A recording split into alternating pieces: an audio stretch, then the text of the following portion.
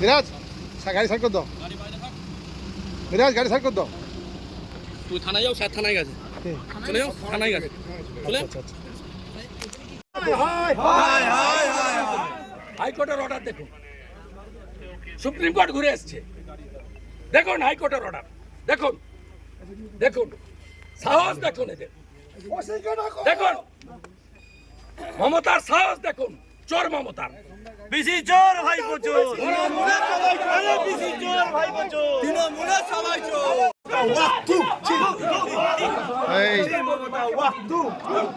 ওই মুখে ঢুকে দিয়েছি মোবাইলটা মুখে ঢুকে দিয়েছি।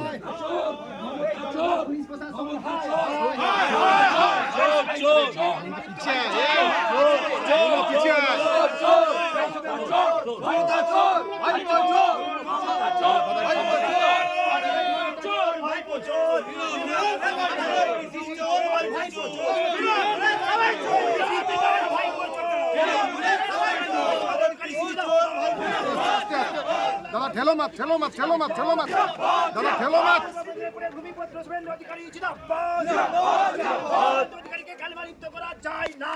মোট 5টি প্রোগ্রাম ছিল, সকালে 2টি ছিল, একটা নন্দীগ্রামে, একটা মেছেদাতে। তারপরে আমি অনেক পথ জার্নি করে কেশপুরে গেছি, সেখান থেকে আমার খড়ারে ঘাটালের একটি সভা ছিল। আমি কেশপুরের সভা থেকে গাড়িতে ওঠার পরে আমার কোলাঘাটে একটা রেন্টাল গেস্ট হাউস আছে, মাসে ভাড়া দিয়ে এখানে থাকি। আগে গেস্ট হাউস, সরকারি গেস্ট হাউসে উঠতাম যখন শাসক দলে ছিলাম। আমি যদিও বিরোধী দলনেতা, গেস্ট হাউসের আমি চাইলে পেতে পারি, কিন্তু আমি নিই না। আমি একটা ছোট্ট রেন্টাল গেস্ট হাউস রেখেছি রিফ্রেশমেন্টের জন্য, এবং অনেক লোকজন দেখা করতে চায়। কাঁথিটা অনেক দূর হয়, কলকাতাটাও অনেক দূর হয়, ওখানে অনেকের সঙ্গে আমি মিট করি। ওটা পার্টি অফিসও নয়, আর ওটা আমার কমপ্লিটলি রেন্টাল একটা হাউস, নিজস্ব বাড়িও নয়।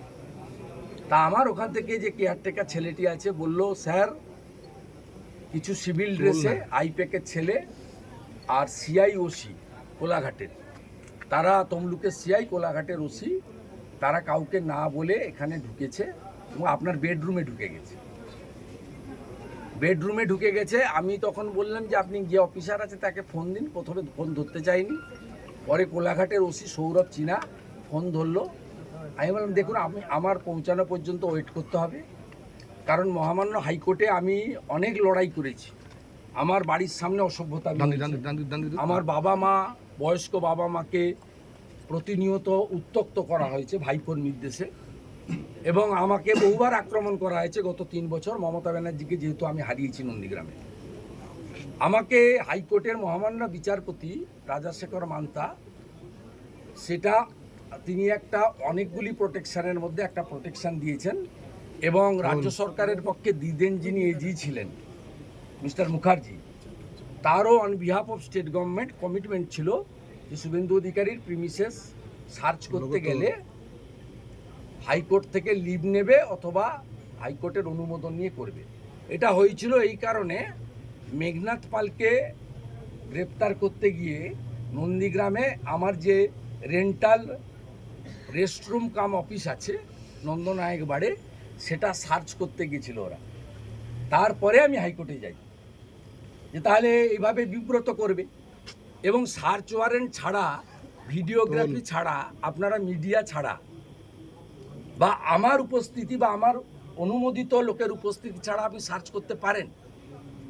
আপনি যদি দুটো ভাঙা বন্দুক রেখে দেন, আপনি যদি কিছু টাকা সেখানে রেখে দেন, আপনি যদি জাল নোট, হেরোইন, ড্রাগের কিছু বেআইনি জিনিস রেখে দেন, তার দায়িত্ব কে নেবে? এবং আপনারা আমাকে ফাঁসাবেন, এটা পারেন না। ন্যাচারাল জাস্টিস 226 আমি ওরা ওখানে শুনতে চাইনি। পরবর্তীকালে আমি আমার রাজনৈতিক সহকর্মী যারা আছেন, বামদেব গুচ্ছাইত, দেবব্রত পট্টনায়ক, সিন্টু সেনাপতিদের খবর দিই যে ভাই আমার পৌঁছানো পর্যন্ত তোমরা যাও এবং ওদেরকে বলো এই কাজটা করতে না। আমার উপস্থিতি ওয়ারেন্ট যদি থাকে, হাইকোর্টের অনুমোদন থাকে, আমি অ্যালাউ করব। আমি ল অ্যাবাইড পিপল। তারপরে ওরা ওখানে যথেষ্ট অসভ্যতামি করেছে 1 ঘন্টার বেশি সময় ধরে, এবং এর নেতৃত্ব দিয়েছে সিআই তমলুক। বেটার নামটা কি? চম্পক রঞ্জন চৌধুরী। আর যিনি নন্দীগ্রামে গণহত্যার সময় নন্দীগ্রামের ওসি ছিলেন, আর এখানে ওসি সৌরভ চীনা। এবং আমাদের লোকেরা পরে যখন যায়, লয়ার কল্লোল গেছিল, বামদেব গুচ্ছাইত, সিন্টু, দেবু পট্টনায়ক, আরও পরে গেল, এখন তাপসীও পৌঁছেছে, নীলাঞ্জনও পৌঁছেছে, তা আমাদের তাপস ভাইও আছে, অনেক সুকুল এসছে। তারপরে তারা আমাকে বলছে যে আইপ্যাকের লোকজনের সাথে ছিল এবং তারা ছোট হাতিতে করে, বস্তায় করে কিছু নয় অস্ত্র, নয় ড্রাগ, নয় টাকা নিয়ে গেছিল। আমি অবাক, কোন রাজ্যে বসবাস করছি? আপনি ইসিআইর অনুমোদন নেবেন না, হাইকোর্টে কমিট করেছেন, সার্চ ওয়ারেন্ট নেবেন না, ভিডিওগ্রাফি করবেন না, মিডিয়াকে ডাকবেন না, leader of opposition equivalent to cabinet minister. এবং হাইকোর্টে আমার প্রোটেকশন আছে। আপনার মুখ্যমন্ত্রী সুপ্রিম কোর্টে গেছিল, সুপ্রিম কোর্ট হাইকোর্টে ফিরিয়ে দিয়েছে, স্টে দেয়নি, আপনার আবেদন শোনেনি, তারপরেও আপনি এই জিনিস করবেন। আমি এখানে এসেছিলাম, তা পুরুষ ওসি এবং সিআই দুজনই নেই, আমার একটা প্রোগ্রাম নষ্ট করেছে। আমি আপনাদের মাধ্যমে ঘাটালের খড়ারে যে 10,000 মানুষ জড়ো হয়েছিলেন তাদের কাছে ক্ষমা চাইছি। যে গণদেবতা, আমার কোনো ভুল দোষ নেই, আমি বাধ্য হয়েছি, মমতার অত্যাচারের শিকার। আমার আরেকটা প্রোগ্রাম আছে পাঁশকুড়াতে, রোড শো হিরণের সমর্থনে, আমি সেখানে যাব। আমি আপনাদের মাধ্যমে এই রাজ্যের জনগণকে বলছি, কোথায় নিয়ে গেছে ইলেকশন কমিশন? কেন সৌরভ চীনা এবং সিআই তমলুককে সাসপেন্ড করবে না? আমি ইলেকশন কমিশনে কমপ্লেন করছি, আমার ভিডিও, সিসিটিভি ভিডিও, যে আমি ট্রান্সফার চাইছি না, সাসপেনশন চাইছি, ইমিডিয়েটলি সাসপেন্ড করতে হবে। এবং যদি এসপির নির্দেশে থাকে, এসপিকেও এখানে সাসপেন্ড করতে হবে বা ট্রান্সফার করতে হবে। এর পিছনে কে আছে আমি জানতে চাই। আর আগামীকাল আমার লয়ার হাইকোর্টে একটি ক্যান অ্যাপ্লিকেশন করছেন, যেহেতু এই কাজটা তারা এখানে করেছে।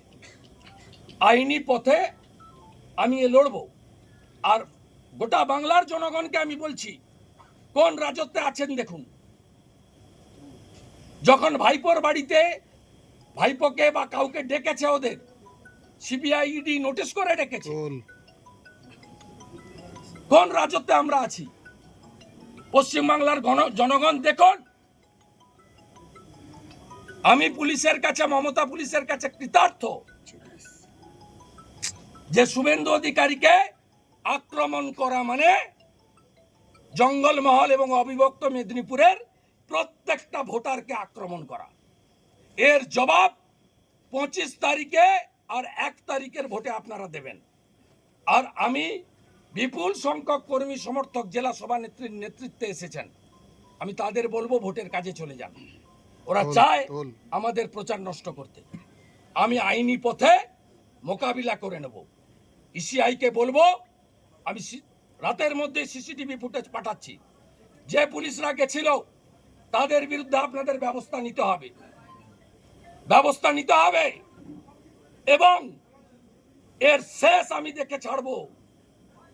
চোর মমতাকে বলে গেলাম, আপনাকে হারিয়েছি, আপনাকে প্রাক্তন করব, আপনার ভাইকে কোমরে দড়ি পড়িয়ে টানতে টানতে জেলে নিয়ে যাব এবং কেষ্টমণ্ডলের সঙ্গে থাকবে আপনার ভাই।